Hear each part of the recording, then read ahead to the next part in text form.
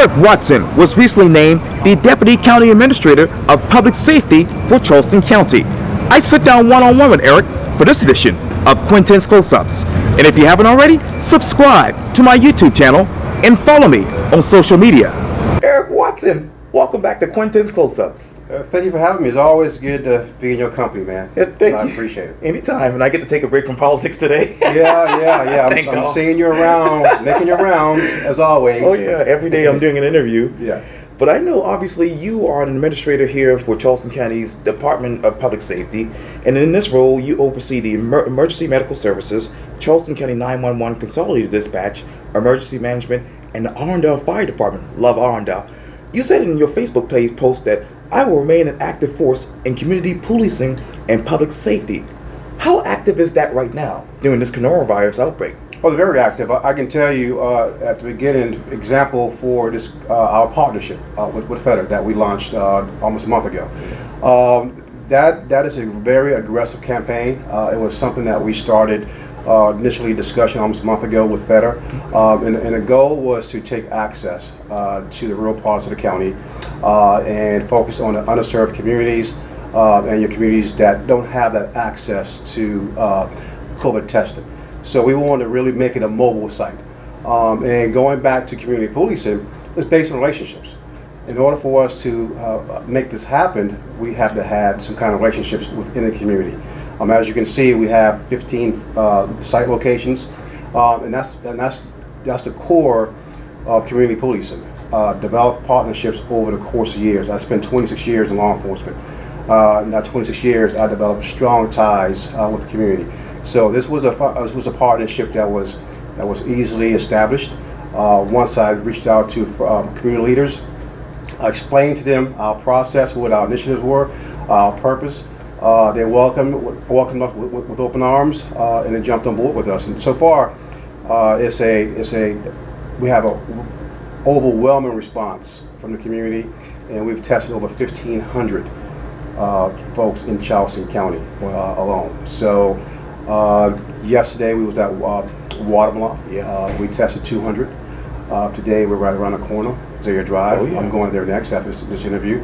And I suspect that we will probably test at least 150 today. So it's a great response. Great response. And how many more people do Charleston County want to test? Everything is based on the demands. I can tell you, based on what the results that we received so far, we have not identified any hotspots at this point in Charleston County, which is a good thing. Yes. That means our message that the governor was sending out, local leaders were sending out, social distancing, and the news helping out as well. Sure. It worked. So with that said, we cannot let down our guards, because this virus is unique, it's brand new, it's challenging. It will be with us for a while. So we're going to have to learn how to manage it within it. And how do you manage it within after everything calms down? Awareness, education. You have to make people aware that this virus is real, it's serious. It's not going anywhere. So we have to keep that message out there and practice good hygienes, hand hygienes, avoid large gatherings, things like that. You have to take a common sense approach to this virus. Wear your mask when you're in open groups, and avoid large gatherings. And let me go back to your Facebook post again, because obviously you posted this a month ago, and I read it obviously, and it reads this: "Thank you to all the members of the Charleston County Sheriff's Office for an awesome ride and opportunities." What were your opportunities within the Charleston County Sheriff's Office for the past 26 years? Well, look, I was raised in that department. I started with Sheriff Cannon at 22. I didn't know anyone within the Sheriff's Office. I built my reputation within the department. He gave me great opportunities to advance. With that in return, I gave him a true commitment and loyalty to public service. And my goal was to help him and make that department shine and prepare him in an organization for 21st century policing. So the opportunity was always there for me. He's a great leader. I respect him. I admired him. I learned a lot from him over the 26 years. He and I think a lot alike in terms of certain things in the social community. Right. especially in policing. He's a leader that I look up to this day, and he taught me a lot. And in fact, my 26 years in law enforcement prepared me for this position right here, this new department that Charleston County Council wanted to create, and we wanted to have a bigger impact within Charleston County. And so now it's my job, my charge to make sure that we gel together, we think differently in terms of public safety, and we reach a standard that we can maintain, and while we're doing that, make sure we provide quality service to the citizens of Charleston County. How do you think differently in this department? You know, it's pretty much the same. You're managing people. You're managing people. Public safety is public safety. I don't care if it's medical field. I don't care if it's consolidated dispatch, on a fire. You have to have confidence. Well, the citizens have to have confidence in this public safety personnel, people. You have to be able to respond to certain things within the community. And the world is changing. Society is changing. We're going to be faced with different challenges every day. This pandemic is an example. This is a brand new challenge. We have never faced this before. We've faced a number of challenges before, but this is unique in itself. So it requires you to think outside the box. Going back to our COVID testing, when I created the idea as to how can we take access to those in the rural parts of the county. Let's make this a more mobile, a true mobile initiative. In other words, we go out throughout the county. This is a brand new challenge. We just can't expect people who live in the rural parts of the county, don't have access to the internet, don't have reliable transportation, to come here to get tested at centralized locations. Right. So let's pick up this mobile site and take it to them. And so far we've received overwhelming response. Wow. What challenges do you face in this department? Well, you can always face challenges, regardless of where you go. The challenges that I will probably face is getting folks in line in terms of thinking underneath one umbrella in terms of public safety. They each have their own entity. However, we fall underneath one umbrella. So we have to think along those lines and say we're all here for, we are all working for one cause, and that's providing quality service, public safety services throughout Charleston County. Not just, that involves dispatcher, that's involved on a fire district, that involve EMD, and also we have to keep in mind that the community plays a key role in that, and that's one thing I'm going to stress across the board. Without the community, law enforcement and public safety cannot exist. We have to work with the community. We can't stand alone and assume that the community will always support you when you make mistakes, or vice versa. So you always have to have those ties within the community, and that's one of my charges, to make this department understand that the key role that the community, like yourself, play in helping making us spread our message, our news, our message to the community as to what we're going to provide them, and that's what they're looking for from us. What is your 5-point plan for that quality service? Well, my 5-point plan is number one is to establish a standard, a standard within public safety, okay. A standard that we just can't do the same old. We have to think differently in terms of providing services to our citizens. We have to be more innovative. We have to understand, recognize that technology exists. We have to get community buy-ins as to what we're working on, and involvement. We also have to educate the community as to all the services that we offer to them. We can't assume that just because we're public safety or law enforcement that people understand what we do. We have to go out there and educate them. And by me sitting here talking to you, this is part of education too. Go out there, and I think education is key. You talk about those community buyouts. What are you exactly working on now? Well, we're working. I'm telling you, this COVID pandemic kind of threw us all off guard, and I walked right into the fire, and it pretty much helped us reestablish the strong. I'm always go back to the community. It will go back to in terms of how important that part of the equation plays in whatever we do. I don't care what level of government you are in. The community always should play a part in your initiatives. And as long as we keep that focus in mind, I think we can go above that. What is quality of life right now in Charleston County as you know it? Well, I like it. You know, I think I was born and raised here in Charleston, grew up downtown. We evolved. We have over 400,000 citizens now. We're going to be knocking at 500,000 very soon. We have major industries like Boeing, BMW, Volvo. Traffic is getting, is always jam-packed, so we're growing. With that said, we have to evolve too. We have to adapt with public safety. The more people, which we encourage, but it brings challenges. Crime going to have crime that may increase. So you have to make sure that we manage that growth the right way. What is smart growth? What is smart growth? Yes, sir. That's a very good question. Smart growth is manageable growth. Okay. To me. And what I mean by that, I'm all for growth. I'm all for growing a city. I'm all for growing a county.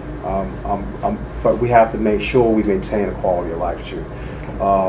We are good spirited people here in Charleston. So not too many folks in other parts of the country say good morning. Not too many. We can't shake hands anymore. But we are friendly people here in Charleston. So I welcome growth, but you have to manage it without hindering our lifestyles for the citizens. That's what attracts people to us. We have great beaches, so we want to make sure that we managing it, and at the same time too do smart policing. We don't want to go out there and over police, but at the same time too we have to recognize that there are elements out there that will take advantage of our growth. What are those elements that you are concerned about?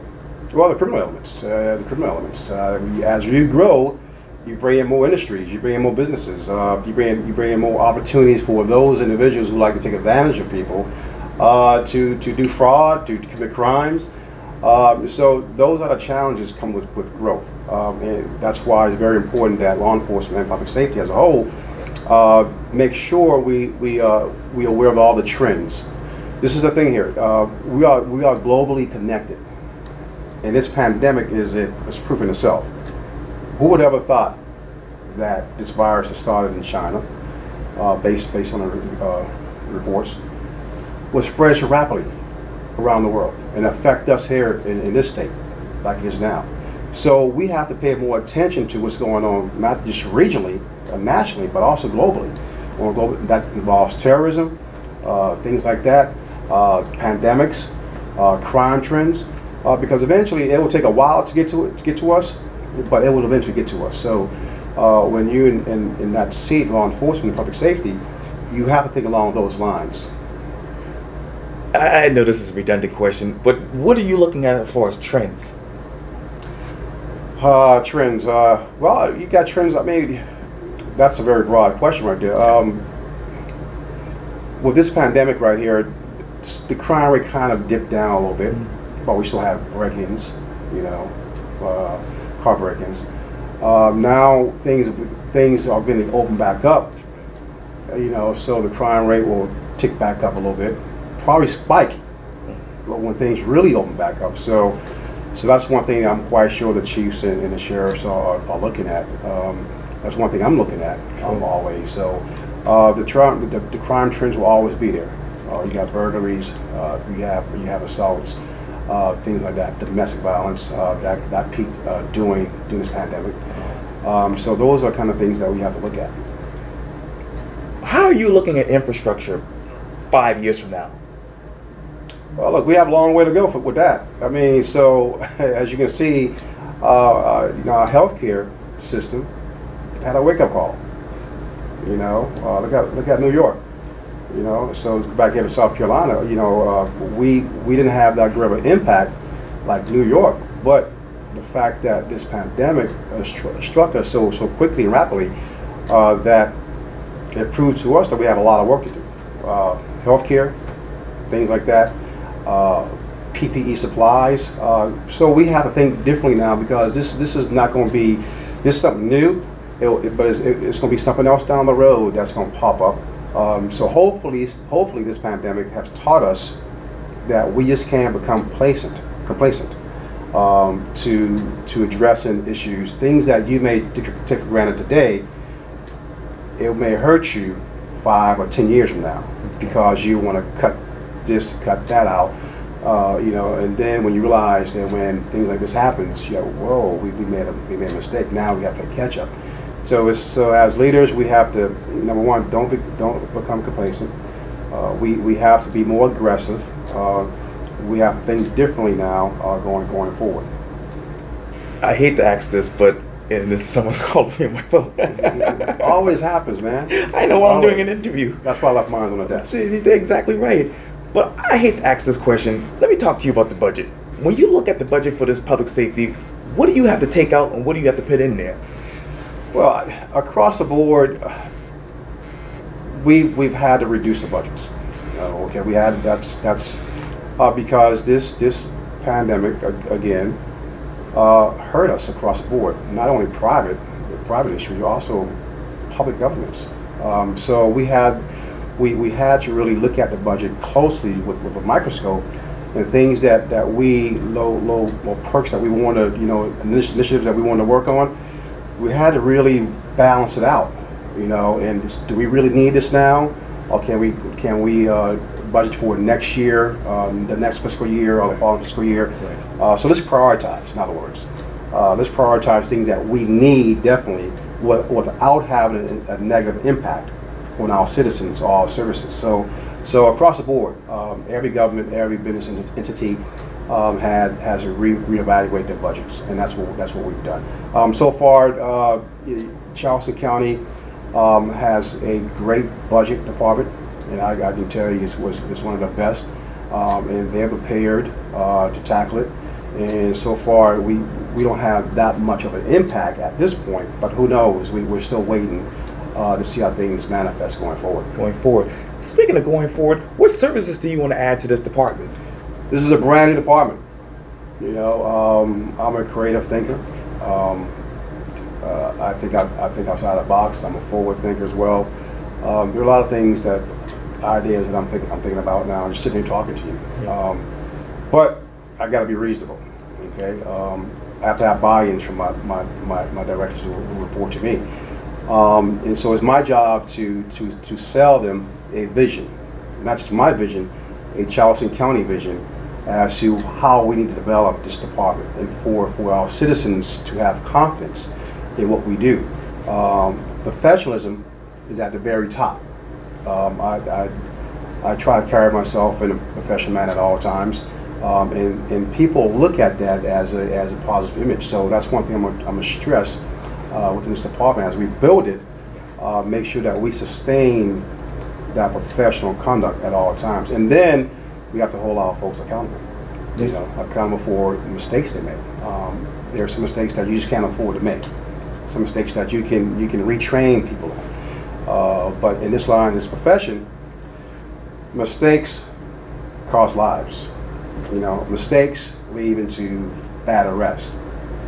Mistakes lead into someone getting seriously hurt. So we have to really make sure that we train our employees to think along those lines going forward. Let me go right there. Obviously, I've been talking about this a lot in regards to interviews when it comes to people running for coroner or whatever. But how do you hope to educate the underserved community about public safety?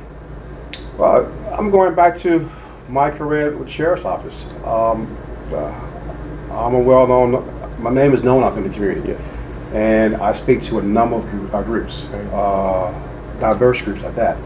And I will continue doing that, and why I'm doing that is because I want to educate them on what we do. At the same time, too, I expect them to challenge me on things that we're not doing right. So that's one thing as a leader, you just can't pick and choose what questions you want to answer, or pick and choose what group you want to respond to. I have no problem responding to people. Sometimes I can be direct with them and just tell them things that they don't want to hear. So it's our goal, it's our job to make sure we go out there and continue educating our community as to what we do. That's involving emergency medical services, dispatch, emergency management, on fire, and law enforcement. We cannot be afraid to talk with and speak with the community. Eric Watson, thank you so much for your time. And again, welcome back to Quintin's Close-Ups. Hey, appreciate it, man. Make sure you reach out to me again now. I definitely will.